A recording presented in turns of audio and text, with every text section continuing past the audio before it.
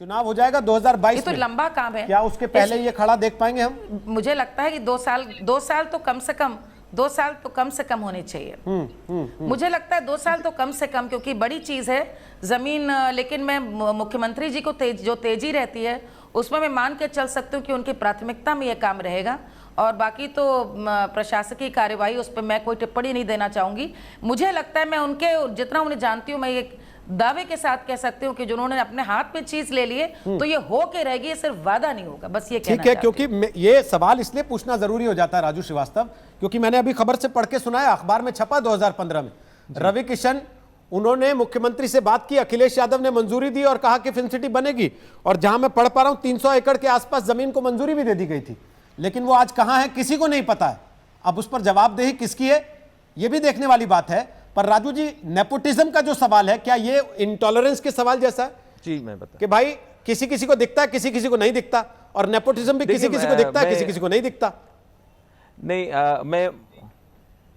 मैं मालिनी जी और अरुण बख्शी जी की बात से पूरा एग्री करता हूं। नेपोटिज्म जैसा कोई शब्द नहीं है, हमने कभी इसको फेस नहीं किया। हम सब बाहर से आए, यहाँ जितने लोग पैनल में आर्टिस्ट बैठे हैं सब लोग इसी तरह से आए और अपने टैलेंट के बल पे इन्होंने अपनी जगह बनाई। तो ऐसा कुछ नहीं। कंगना रनावत जब भी आई थी तब भी उनके पीछे कोई नहीं था, उन्होंने अपने दम पे यहाँ जगह बनाई। सबको चांस मिलता है, टैलेंटेड व्यक्ति को चांस मिलता है, फिर चाहे बाहर वाला हो चाहे अंदर वाला हो। अभी आप जो बात कर रहे थे कि फिल्म सिटी की इस तरह से कई बार प्रस्ताव आए लेकिन हुआ कुछ नहीं।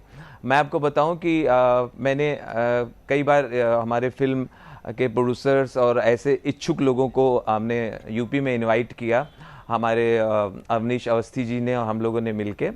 तो बोनी कपूर जी आए, बोनी कपूर जी से चर्चा हुई, उन्होंने नोएडा में जगह वगैरह देखी। उन्होंने कहा कि यार नोएडा में जगह बहुत महंगी है, मैं कैसे बनाऊं, बनाना तो चाहता हूं फिल्म सिटी, कैसे बनाऊं। इसलिए हमेशा कुछ न कुछ बाधा आती थी और ये अटक जाती थी।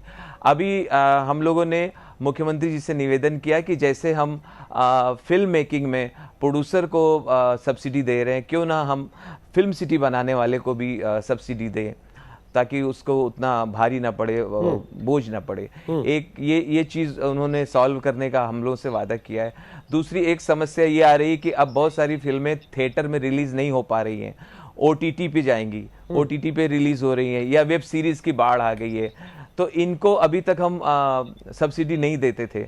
हमने मांग की है मुख्यमंत्री जी से कि किसी तरह से इनको भी सब्सिडी में शामिल कर लिया जाए।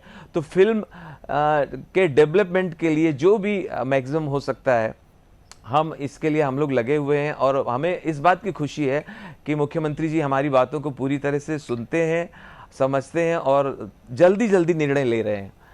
तो मुझे लगता है कि ये बहुत बड़ी राहत होगी अगर फिल्म सिटी बनाने वाले उद्योगपति को या उसको हम सरकार की तरफ से अगर इस तरह से सब्सिडी मिलती है।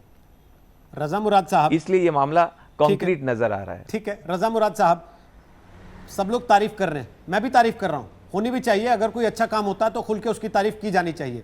लेकिन सवाल यह है कि उस अच्छे काम की नींव में अगर विरोधाभास हैं, अगर उस अच्छे काम की नींव में यह सवाल है कि साहब झगड़ा ही शुरू इस बात से हुआ था कि महाराष्ट्र में हमारे साथ नाइंसाफी हो जाती है, हम किसी बात पे सवाल उठाते हैं तो हमको बाहर का बता दिया जाता है, थाली में छेद तक की नौबत आ गई बात कहने की जया बच्चन जी को संसद के अंदर खड़े होके, तो फिर ये सवाल तो साथ साथ रहेगा। इसको कैसे हटाएंगे माथे से कि इन्होंने अपनी बना ली, देखो अलग से जाके इनको बाहर करो। मेरे ख्याल से ये जो योगी जी का कदम है, इसे हमें कंस्ट्रक्टिव और पॉजिटिव वे में लेना चाहिए। रीजनलिज्म को अगर हम परे रखें तो बेहतर होगा। देखिए, ऐसा नहीं है, मुंबई में जितने भी टैलेंटेड कलाकार आए हैं सब बाहर से आए। वो अमिताभ बच्चन हों, वो मिठुन चक्रवर्ती हों, वो धर्मेंद्र हों, वो शत्रुघ्न सिन्हा हों, सब बाहर से आए और सब अलग अलग रीजन से आए हैं। अमित जी यूपी से आए हैं, मिठुन बंगाल से आए हैं, धर्म जी पंजाब से आए हैं और शत्रु जी बिहार से आए। उनमें दम था, उनमें टैलेंट था। देखिए, हमारी इंडस्ट्री में जगह नहीं होती है, आपको जगह बनानी पड़ती है। और ये जो नेपोटिज्म की बात हो रही है, इसमें एक एडवांटेज ज़रूर होता है कि जो स्टार सन्स और स्टार डॉटर्स होते हैं उन्हें काम जल्दी मिल जाता है, क्योंकि उन्हें लेने से ज़रा प्रोड्यूसर डायरेक्टर को सुविधा भी होती है, दर्शकों में भी उत्सुकता होती है कि भाई फलां एक्टर का बेटा है, फलां स्टार का बेटा है, कैसा होगा। तो ये बातें हैं, ठीक है, लेकिन चलता वही है जिसमें दम होता है। हजार बर गिरें लाख आंधियां आए, हजार बर गिरें लाख आंधियां आए, वो फूल खिल के रहेंगे जो खिलने वाले हैं। जिन फूलों को खिलना है, जिनमें टैलेंट है, उन्हें कोई दुनिया की ताकत रोक नहीं सकती। टैलेंट जो है वो एक तूफान की तरह है, आप उसे बांध कर नहीं रख सकते। तो जितने भी लोगों का मैंने जिक्र किया है, सब ने अपनी जगह बनाई, बहुत उम्दा जगह बनाई। उनके लिए कोई रेड कारपेट नहीं खोला गया था, उन्हें वेलकम नहीं किया गया था, उन्हें बुकेस नहीं पेश किए गए थे, उन्होंने खुद अपनी जगह बनाई।